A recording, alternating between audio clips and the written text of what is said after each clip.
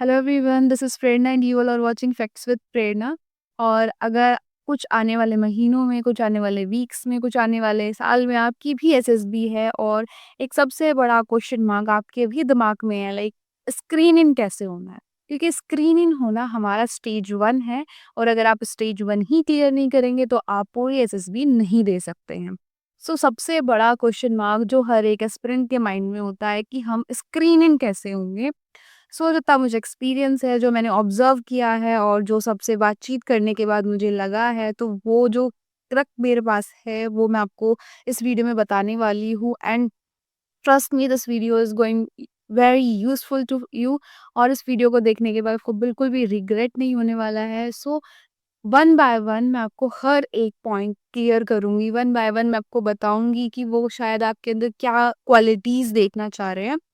सो जो हमारा अगर आप ये वीडियो देख रहे हैं तो ये बात तो तय है कि आपको एसएसबी प्रोसीजर की पूरी अच्छे से जानकारी है, तभी आप स्क्रीन इन से रिलेटेड एक वीडियो देख रहे हैं।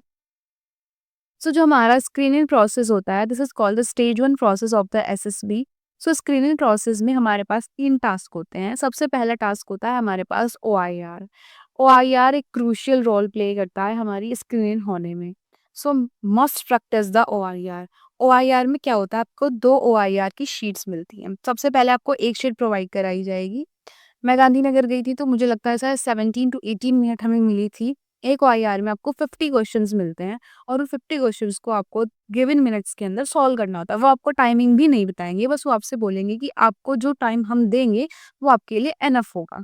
आप बहुत ध्यान से अपना सिर्फ ओआईआर पे फोकस कीजिए।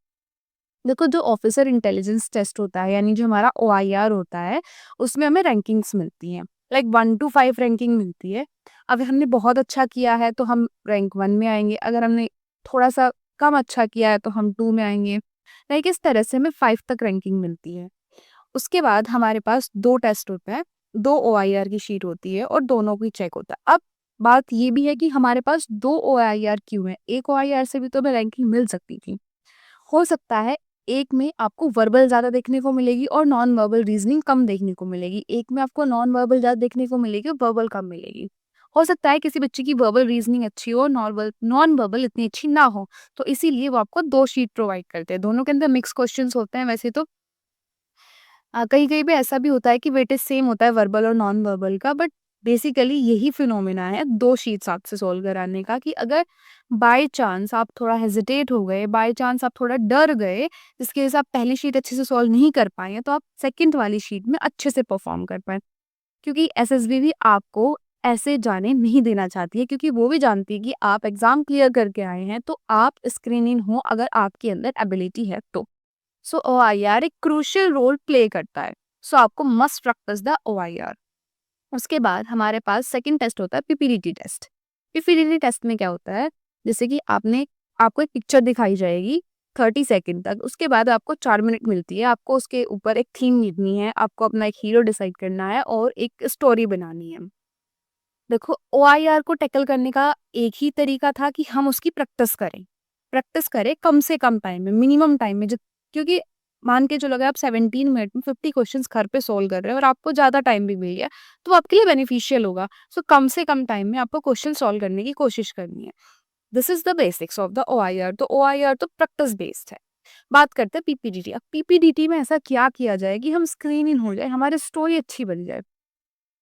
देखो, आप कोचिंग भी ले रहे होंगे बहुत सारे बच्चे ऑफलाइन, और कुछ बच्चे घर पे भी प्रैक्टिस कर रहे होंगे। तो और कुछ बच्चे ऑनलाइन भी देख रहे होंगे कि मतलब हमें किस तरह से पीपीडीटी पे काम करना चाहिए, किस तरह से की स्टोरी अच्छी स्टोरी लिखी जा सकती है। देखो, every story is a good story. कोई भी स्टोरी बैड स्टोरी नहीं होती है। डिपेंड करता है कि आप उसको रिप्रेजेंट कैसे कर रहे हैं। सिंपल सी बात है, क्योंकि आपकी माइंड की जो एबिलिटी है वो चेक की जा रही है। वो देखना चाह रहे हैं कि आपने एक पिक्चर को देखा और आपके दिमाग में क्या थॉट आया, क्योंकि 30 सेकंड में इससे ज़्यादा बच्चा क्या ही ऑब्जर्व कर सकता है। जो उसके दिमाग में चलेगा वो वही सब चीज़ें लिख देगा। तो सबसे पहले अपनी थिंकिंग को आपको उस अकॉर्डिंग चेंज करना है। धीरे-धीरे, धीरे-धीरे अपनी जो थिंकिंग है उसे चेंज करना है। लाइक कुछ-कुछ जो होते हैं, मतलब जो बताते हैं, जो पहले से कोई सीनियर वगैरह होता है, तो वो बोलते हैं कि आप गवर्नमेंट बहुत सारी स्कीम्स चली हुई हैं, वो सब लर्न कर लो, और कुछ चीज़ें हैं, कुछ थीम है जो आप रट सकते हो, ये सब चीज़ें जा करके आपको उसमें अप्लाई करनी है। तो अगर आप पहले से ये सारी चीज़ें सोच के जाओगे ना, तो आपको जो पिक्चर दिखाई जाएगी उसमें कुछ भी दिखाया गया है, आप वहाँ पर कुछ और ही लिखोगे, क्योंकि जो चीज़ें आपने सोच रखी है ना कि मेरे को यही लिख के आनी है, तो आप वही लिखोगे। भले ही उस पिक्चर से वो रिप्रेज़ेंट हो रहा है या नहीं हो रहा है, क्योंकि जब मेरी पीपीटीटी हुई थी, उसमें ना एक बहुत ही ज़्यादा ब्लर पिक्चर थी। इवन यू कांट सी कि इसके अंदर इंसान है या जानवर है क्या, कुछ समझ में ही नहीं आ रहा था, इतनी ब्लर पिक्चर थी। इवन दो बोलते हैं कि आप बैकग्राउंड ऑब्जर्व करो, उसके बाद बैकग्राउंड तो क्या, जो उसमें मेन कैरेक्टर्स थे वो भी नहीं समझ आ रहे थे कि क्या है, बस कुछ ऐसा दिख रहा था कि कुछ डार्क सी शेडो है किसी चीज की, और उसके पास में भी कुछ डार्क सा है, बस ऐसा ही था। सो वो आपको ऐसी पिक्चर क्यों दे रहे हैं? वो आपकी ऑब्जर्वेशंस देखना चाहते हैं कि आप क्या ऑब्जर्व कर रहे हो। सबसे पहली बात तो बी ऑनेस्ट। पिक्चर को देखते ही जो भी थॉट आ रहा है, उस थॉट को फ्रेम करने की कोशिश करो। फ्रेम कैसे करना है? उसके पास्ट में क्या हुआ होगा, प्रेज़ेंट में क्या चल रहा है और इसका रिज़ल्ट क्या आएगा, ठीक है? ये इस तरह से आपको अपनी स्टोरी को फ्रेम करना होता है। मान के चलो मैंने एक पिक्चर देखी, उस पिक्चर में एक आदमी है जो खेत में अपना बैल लेके कुछ काम कर रहा है बस। उसके बैकग्राउंड में कुछ पेड़-पौधे हैं और 1-2 झोपड़ी दिख रही है बस, मतलब वो अपने फील्ड में काम कर रहा है। सिंपल सी बात है, वो अपने बैलों के साथ काम कर रहा है। अब जो बच्चा पहले से ही कुछ थीम्स वगैरह सोच के जाएगा, वो क्या करेगा, उसमें सिर्फ़ एक ही आदमी दिख रहा है, एक ही बैल 2 बैल दिख रहे हैं और अपना वो खेत को जो भी कर रहा है उसमें प्लगिंग वगैरह वो कर रहा है, अपना आराम से काम कर रहा है, फार्मिंग कर रहा है। अब जिस बच्चे ने कोई थीम वगैरह सोच रखी होगी, तो उसको ये होगा कि वो पुरानी जो ट्रेडिशनल मेथड है उसको यूज़ कर रहा है, तो उसको ना नए मेथड का पता चलना चाहिए। उसमें कोई हीरो या फिर क कोई अदर चीज़ नहीं दिख रही, लेकिन वो फिर भी क्या करेगा, उसके अंदर एक और एक्स्ट्रा जो है उसको ऐड करेगा और बोलेगा कि वो आएगा, वो उसे बताएगा, भाई तू ट्रेडिशनल मेथड से खेती कर रहा है, इससे मत कर, तू नई चीज़ें यूज़ कर, उससे बहुत अच्छा फ़ायदा होगा। लेकिन उसमें तो ऐसा कुछ दिख ही नहीं रहा, वो किसान बहुत खुश भी है, अच्छा मौसम है पूरा, काफ़ी अच्छा वेदर है और बस वो जोत रहा है, अपना खेत वगैरह कर रहा है। तो उसमें हमें ज़रूरत क्या है ये सब चीज़ें डालने की? अपना सिंपल सा मुझे दिखा कि भाई एक फार्मिंग कर रहा है, एक किसान है, तो मैं क्या करूँगी कि मैं अपने माइंड में कुछ अच्छा-सा थीम सोचूँगी, कोई पॉज़िटिव सी, वो दिख रहा है कि वो खुश भी है, वो खेत जोत रहा है, तो मैंने सीधा-सा मेरे दिमाग में तो ये आएगा कि क्योंकि वो खुश है, तो इसका मतलब उसकी फार्मिंग अच्छी चल रही है और वो ट्रेडिशनल मेथड से फार्मिंग कर रहा है, कोई दिक्कत नहीं है। तो इसमें मैं एक थीम बना सकती हूँ कि लाइक कि बारिश का मौसम है और जो किसान है वो खुश है कि बारिश होने वाली है, तो वो जल्दी-जल्दी अपने खेत में पहुँचा, अपने बैलों के साथ में, और उसने सोचा कि मैं अपने खेत में थोड़ा-सा मतलब उसको ठीक कर देता हूँ, जुताई वगैरह करके उसकी, हर व ताकि मैं जो अब बारिश होगी, जो बारिश होने वाली है क्योंकि वेदर काफ़ी अच्छा है, तो उस बारिश से मेरे खेत में थोड़ी उपज जो है वो अच्छे से हो। मतलब इस तरह से मैं एक स्टोरी क्रिएट करूँगी, क्योंकि उसमें कुछ ज़्यादा दिख ही नहीं रहा है, एंड दैट्स व्हाई ठीक है, जितना भी है अच्छा है, पॉज़िटिव चीज़ है। क्या हुआ था कि बारिश का मौसम हुआ था इसलिए वो घर से आया। अब क्या कर रहा है, प्रेज़ेंटली वो अपने खेत को अच्छे से कर रहा है और इसका फ्यूचर में क्या इफ़ेक्ट पड़ने वाला है कि उसकी खेती अच्छी होगी, क्योंकि बारिश हो रही है, तो इसलिए वो मेहनत कर रहा है आके। हम ये आराम से बोल सकते हैं, इसमें दिक्कत क्या है? क्योंकि वो सिर्फ़ आपके माइंड प्रोसेस को चेक करना चाह रहे हैं, वो चेक करना चाह रहे हैं कि आप कोई रटी-रटाई चीज़ें तो नहीं बोल रहे हो, इस तरह से।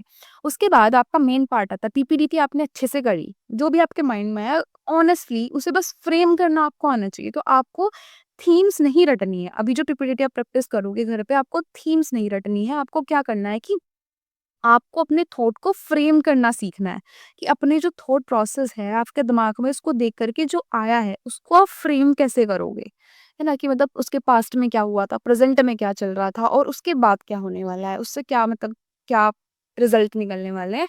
तो आपको ये नहीं सीखना है कि किसी पिक्चर को देख करके मैं ये वाली थीम अप्लाई कर दूंगा। थीम आपको वही रखनी है जो आपके माइंड में आएगी, क्योंकि मैं बता रही हूँ जो आपके माइंड में थीम आती है वो बेस्ट थीम होती है और उसे आप बहुत अच्छे से फ्रेम कर सकते हैं। बस आपको प्रैक्टिस में करना ये है कि आपको उसको फ्रेम करना सीखना है। पीपीटीटी आपकी बहुत अच्छे से बन गई, और कभी-कभी ऐसा होता है कि हम स्टोरी लिख रहे हैं लेकिन 4 मिनट में हम कंप्लीट नहीं कर पाते, तो उसमें कोई दिक्कत वाली बात नहीं है। अगर आपने थीम अच्छे से लिखी और शुरू कर दी, तो इसके बाद आपका थर्ड पार्ट आता है नरेशन वाला, जिसमें आपको ग्रुप डिस्कशन वगैरह करना होता है, तो उसमें आप अपनी नरेशन के टाइम पे कंप्लीट स्टोरी बता देना। तो जब नरेशन वाला पार्ट आता है, उसमें सबसे पहली बात तो आपको कॉन्फिडेंट रहना है।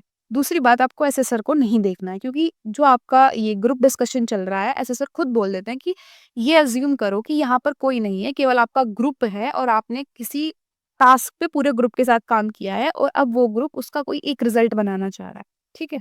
अब क्या होगा कि बहुत सारे बच्चे क्या होते हैं, पहले तो सब अपनी स्टोरी सुनाते हैं, उसके बाद नरेशन, उस नरेशन के बाद जो होता है ग्रुप डिस्कशन शुरू होता है और ग्रुप में ना आपको अपनी एक मेन स्टोरी बनानी होती है, क्योंकि अब मान के चलो आपके ग्रुप में 12 बच्चे हैं। 12 बच्चों की अपनी-अपनी स्टोरी होगी, सबकी स्टोरी अच्छी होती है, लेकिन उसमें से भी आपको कोई एक स्टोरी, मेन स्टोरी बनानी है अपने ग्रुप की। तो सबसे पहले आपको क्या करना है कि आपको ना सबकी स्टोरी को बहुत ध्यान से सुनना है। जब वो नरेट कर रहे हैं ना, तब बहुत ध्यान से सबकी स्टोरी सुननी है और अपनी स्टोरी को भी अच्छे से नरेट कर देना। मतलब जो आपने थीम वगैरह सोची थी, वो सब बता देना। नरेशन का मेन मोटिव होता है आपकी थीम को समझना। ताकि जो शीट्स एसेसर के पास है, अगर वो उसको ना भी पढ़े तो आपकी नरेशन सुन के उसे उस थीम का तो अंदाज़ा हो जाए। और दूसरा, वो आपको देखना भी चाह रहा है कि आप बोलचाल में आपकी कन्वर्सेशन कैसी है, आप कम्युनिकेट कैसे करते हो, तो ये सब चीज़ें भी थोड़ा-सा ध्यान रखना है आपको। अपना जो जेस्चर पोस्चर है वो भी आपको अच्छे से रखना है और अच्छे से मेंटेन, अब उस दिन आप कपड़े अच्छे से पहन के जाने हैं और बहुत अच्छे से, बहुत कॉन्फिडेंटली आपको अपनी स्टोरी रखनी है सबके सामने। जब स्टोरी खत्म हो जाएगी, जैसे ही ग्रुप डिस्कशन शुरू होगा, बहुत सारे बच्चों को होता है कि हमें इनिशिएट करना है। अगर हम इनिशिएट कर देंगे तो हम हो जाएँगे स्क्रीन, नहीं भाई, करने दो जो इनिशिएट कर रहा है, अगर कोई नहीं कर रहा है तो आप कर लो, कोई दिक्कत नहीं है इसमें। जैसे ही ग्रुप डिस्कशन शुरू होता है, तो अब आपने सबकी स्टोरी सुनी है और अब आपके माइंड को ये भी पता चल गया है कि इन सब की स्टोरी में से किसी एक बच्चे की स्टोरी बहुत ज़्यादा अच्छी है। तो क्या दिक्कत है? Let's promote their story. Promote करते हैं, अच्छी चीज़ है तो अच्छी चीज़ों को प्रमोट करना चाहिए। ऐसा नहीं है कि आप अपनी स्टोरी सुनाने के बाद अपनी स्टोरी पर अड़ गए कि नहीं भाई मेरी ही बढ़िया है। हो सकता है आपकी स्टोरी अच्छी हो तो let them observe your story. अगर आपकी स्टोरी अच्छी होगी तो खुद ही सब बोल देंगे कि भाई उनकी स्टोरी अच्छी है, तो उनकी स्टोरी को प्रमोट करते हैं। तो प्रमोशन करना है फिर उस स्टोरी का जो आपको अच्छी लगी है। उसके बाद में ऐसा भी हो सकता है आपको 2 स्टोरी अच्छी लगी है, 3 स्टोरी अच्छी लगी है, तो मिक्स देम। बोलो कि ये इस चेस्ट नंबर की स्टोरी अच्छी है, इनको मिक्स करके एक स्टोरी बना लेते हैं। इट्स ओके, मिक्स करके बना लीजिए। बट आपको पार्टिसिपेशन करना है ग्रुप डिस्कशन के अंदर। ओवर पार्टिसिपेशन से बचना है। ठीक है? कई-कई बार ऐसा होता है कि कोई बच्चा बोलता है कि मतलब कोई पीपीटीटी वाली स्टोरी होती है और उस पीपीटीटी वाली स्टोरी को देख कर के उसने कुछ अब ऐसे ही मनगढ़ंत बना लिया, वो प्रैक्टिकल भी नहीं है, इम्प्रैक्टिकल लग रही है बहुत ज़्यादा और वो उसको प्रमोट कर रहा है और वो बहुत ज़्यादा बोल भी रहा है ग्रुप में, तो सबको लगेगा कि ये काफ़ी एक्टिव था ग्रुप में। लेकिन उसकी स्टोरी इम्प्रैक्टिकल है तो there is no chance. So be practical. उसके बाद जैसे ही आपको लगे कि हाँ, अब सबका ग्रुप डिस्कशन हो गया, उसके बाद किसी एक बंदे को चूज़ करना है और उसके बाद आपको अपनी स्टोरी को, वो स्टोरी आपकी नरेट कर देगा। सो आपको ग्रुप डिस्कशन में ज़्यादा नहीं बोलना है, ऐसा भी नहीं कम बोलना है, लेकिन हाँ, अगर आपको कोई वैलिड पॉइंट्स लग रहे हैं कि भई हाँ, इसकी स्टोरी अच्छी है और ये स्टोरी प्रमोट होने लायक है, तो आप उसे प्रमोट कीजिए। अगर ग्रुप अगर पूरा ग्रुप इस चीज़ को लेकर के एग्री है कि भई हाँ, इसकी स्टोरी अच्छी है जो आप बता रहे हो, तो ठीक है, और अगर ग्रुप एग्री नहीं है, then you should go with the group. बस यही तो होती है, टीम टीम स्पिरिट देखनी है उन लोगों को वहाँ पर आपकी। ऊपरी बात है कि देखो, जो स्क्रीनिंग प्रोसेस होता है आपका, वो सुपरफिशियल है, मतलब वो बहुत ही ज़्यादा ऊपरी वो आपका देखना चाह रहे हैं, क्योंकि ज़्यादा वो आपको अभी ऑब्जर्व नहीं कर सकते हैं, क्योंकि वो साइक वगैरह तो बाद में होते हैं। बस वो उसमें आपको ये देखेंगे कि ये बच्चा क्या रिकमेंड होने लायक है, क्या इसके अंदर थोड़ी बहुत क्वालिटीज़ हैं। वो 15 ओएलक्यूज़ इन 3 टेस्ट के थ्रू चेक नहीं कर सकते हैं, but some of them, like group spirit है, यानी सबके साथ चलने वाला बच्चा है या नहीं है, सबको लेके चल रहा है अपने साथ में या नहीं। दूसरा, वो प्रैक्टिकली सोच सकता है या नहीं, या फिर उसकी थिंकिंग ही इम्प्रैक्टिकल है, आपकी स्टोरी ही इम्प्रैक्टिकल है, तो वो आपको कैसे मान लेंगे कि भाई इसकी तो थिंकिंग ही इम्प्रैक्टिकल है। तीसरी चीज़ है आपके पास, मतलब 2 ये वाली चीज़ें, और तीसरी चीज़ वो ये भी देखेंगे कि जो थोड़ी बहुत इंटेलिजेंस है, लाइक जो चीज़ वो चेंज कर सकते हैं, वो उसको फिर भी एग्री कर देते हैं। जैसे कि हमारे पास बाद में टास्क होते हैं, कुछ फिज़िकल टास्क होते हैं जीटीओ वगैरह में, तो वो आपकी चेंज हो सकती है, स्टैमिना आपका चेंज हो सकता है, क्योंकि आप थोड़ा प्रैक्टिस करेंगे, अकेडमी जाएँगे और प्रैक्टिस करेंगे, वो आपको चेंज कर सकते हैं। बट अगर आपकी थिंकिंग ही सही नहीं है, तो वो आपकी चेंज नहीं हो सकती, यानी जो आपकी साइक है, वो आपकी चेंज नहीं हो सकती है। तो बेसिकली वो स्क्रीनिंग प्रोसेस में यही सब देखने की कोशिश करते हैं, जितना मुझे लगा है, जितना मैंने ऑब्जर्व किया है।